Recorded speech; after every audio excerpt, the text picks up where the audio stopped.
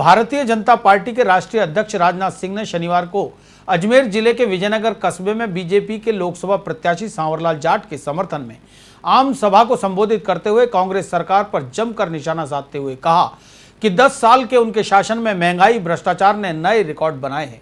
उन्होंने कहा कि महंगाई कांग्रेस सरकार की गलत नीतियों के कारण बढ़ी, उनके भ्रष्टाचार के कारण बढ़ी।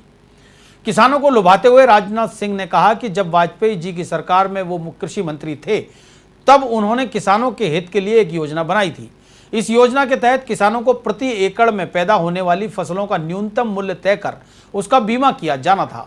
यदि किसी कारण से फसलों को नुकसान पहुंचे तो उन्हें बीमा कंपनी से मुआवजा दिए जाने का प्रस्ताव था, लेकिन यह योजना सरकार बदलने के कारण लागू नहीं की जा सकी। उन्होंने वादा किया कि यदि उनकी केंद्र में सरकार बनी तो वे इस योजना को लागू करेंगे।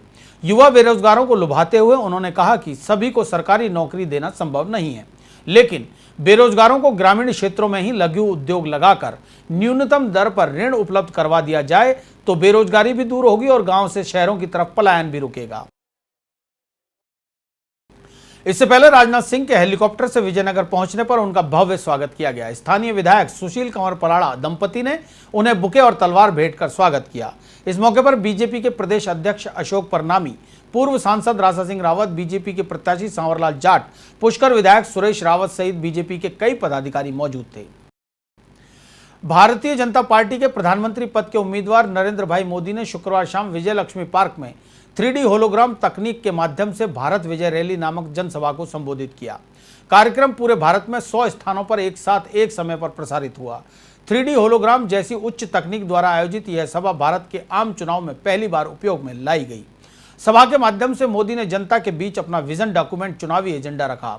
कार्यक्रम भ्रष्टाचार मुक्त, सुशासन युक्त भारत एवं एक भारत श्रेष्ठ भारत थीम पर आधारित था। इस अवसर पर मोदी ने कहा कि इस चुनाव में मुझे जाति व संप्रदाय पर वोट मत देना, वोट देना चाहें तो विकास और सुशासन के मुद्दे पर वोट देना। उन्होंने कहा कि मैं आपसे निवेदन करता हूं कि मुझे जितने अधिक साथियों एवं बहुमत के साथ संसद में भेजोगे, मैं उतनी ही मजबूती से काम कर सकूंगा, देश भी उतना ही मजबूत होगा। कार्यक्रम में कोटा से आए कवि संजय शुक्ला ने वीर रस से भरी अपनी कविताएं पढ़कर सभी उपस्थित लोगों में जोश भर दिया।